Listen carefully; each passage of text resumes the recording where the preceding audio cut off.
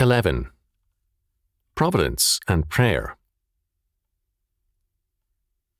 A frequent objection raised by many to the doctrines of predestination and providence is that such doctrines render untenable and impossible any concept of responsibility and prayer.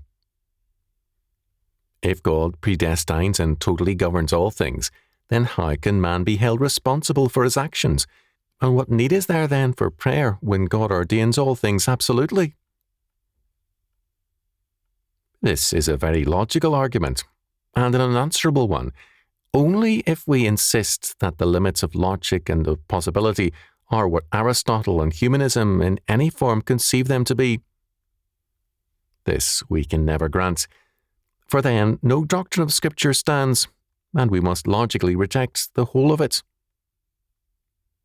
Creation, the triune God, the doctrine of predestination, providence, atonement, and much, much more constitute impossibilities in terms of the logic of humanism.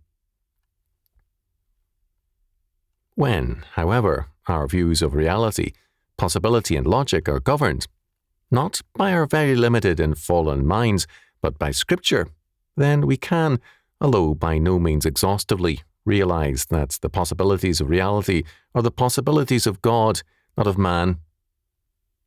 With God, all things are possible. Matthew chapter 19, verse 26.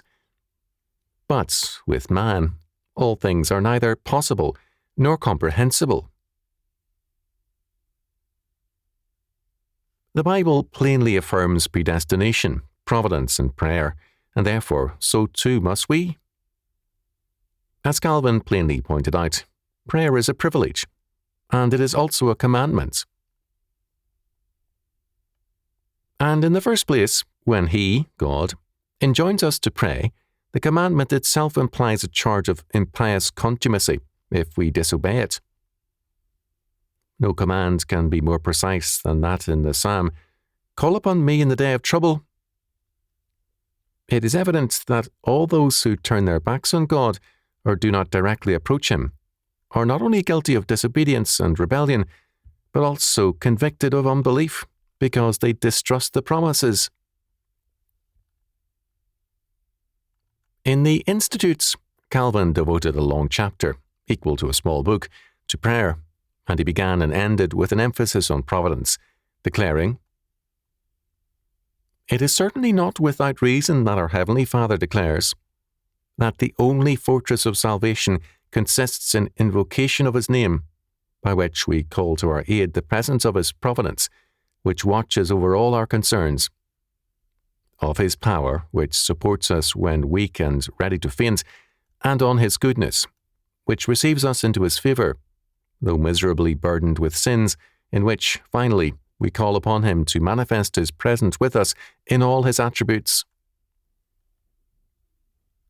If, with minds composed to this obedience, we suffer ourselves to be governed by the laws of divine providence, we shall easily learn to persevere in prayer, and with suspended desires to wait patiently for the Lord, assured, though He does not discover Himself, yet He is always near us, and in His own time will declare that His ears have not been deaf to those prayers which, to human apprehension, seem to be neglected.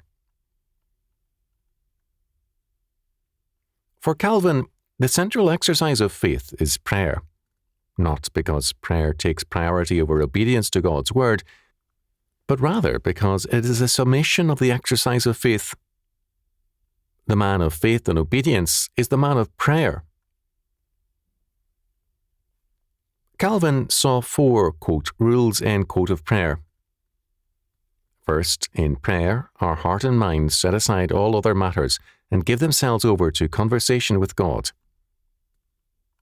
Second, in asking, we must truly feel our wants and believe that the Lord is the supplier thereof. This means a faith in God's absolute government, for otherwise we will look to ourselves to supply our needs.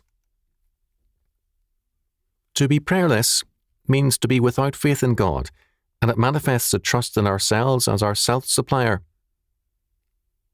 Third, this means divesting ourselves of all vainglorious thoughts. It is man's desire to be his own God, Genesis chapter 3 verse 5, which leads him to war against rather than communion with God, and it is this same spirit of autonomy which makes man prayerless. Fourth, we are prayerless unless we believe that God can and will supply our needs. Calvin, in setting forth these, quote, rules, end quote, of prayer, warns against limiting God to them. God, after all, did hear the prayer of an ungodly man who was under judgment. 1 Kings chapter 22, verses 25 to 29. Prayer is in the name of the Lord.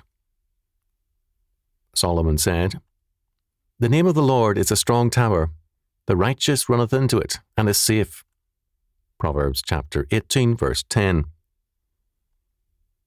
That great name, manifested to us, is Jesus Christ, God our Saviour, and therefore we pray in His name, in Jesus' name, since God is under no obligation to honour our name or any petition. We are adjudged meritless people, saved only by sovereign grace through Jesus Christ. Our only mediator is Jesus Christ, and our only legal status before the throne is in His name. Hence, all prayer is in Jesus' name, save the Lord's Prayer, where we simply join in and echo the prayer of Jesus Christ as the new and true Adam. In the Lord's Prayer, we pray in His words, and as members of His body. All prayer to God is thus through Jesus. As Calvin noted, "It is certain that from the beginning no prayers had been heard but for the sake of the mediator. For this reason the Lord has appointed in the law that the priest alone should enter the sanctuary, bearing on his shoulders the names of the tribes of Israel, and the same number of precious stones before his breast, but that the people should stand without in the court, and there unite their prayers with those of the priest." Exodus chapter 28. The use of the sacrifice was to render their prayers effectual. The meaning, therefore, of that shadowy ceremony of the law was that we are all banished from the presence of God, and therefore need a mediator to appear in our name, to bear us on His shoulders, and bind us to His breast, that we may be heard in His person, and, moreover, that the sprinkling of His blood purifies our prayers, which have been asserted to be otherwise never free from defilement.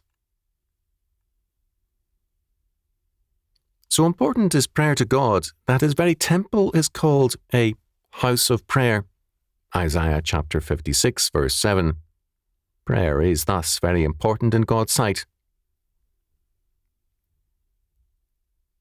The focus of prayer, as our Lord teaches us in the Lord's Prayer, is the kingdom of God, and our place and service therein, our provision, protection, and deliverance. In a word, all our prayers ought to be such as to respect that community which our Lord has established in His kingdom and in His family. It is obvious from Calvin's teaching how closely providence and prayer are allied and united. All God's providential workings and governments have as their goal the glory of His kingdom. Similarly, at the centre and heart of all prayer must be that which the Lord's Prayer sets forth as the heart's cry of true prayer. After this manner therefore pray ye, Our Father which art in heaven, hallowed be Thy name. Thy kingdom come. Thy will be done in earth as it is in heaven. Matthew chapter 6, verses 9 and 10. If we postpone that kingdom to heaven, or separate it from our daily work and duties, then we have seriously altered the purpose and vitality of our prayers. The holy urgency of God's kingdom is then replaced with our trifles.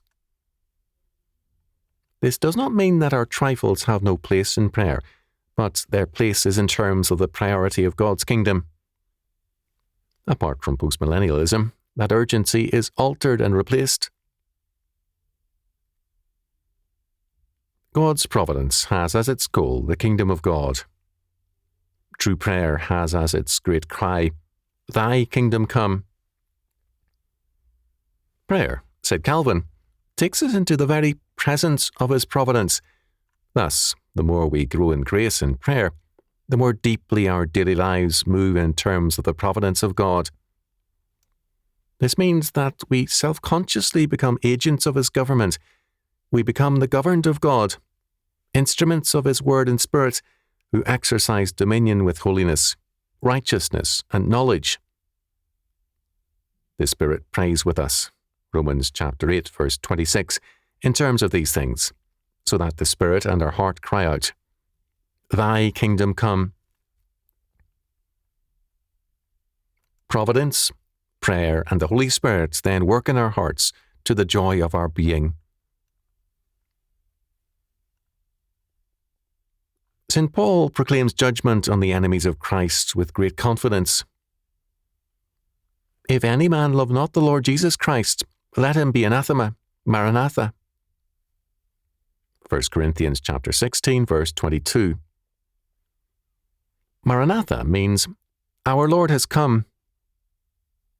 The ruler is now putting all things under his feet by conquest, although God the Father has already put all things under Christ's feet by right of power and authority. Psalm 8, verse 6, 1 Corinthians chapter 15, verse 27, Ephesians chapter 1, verse 22.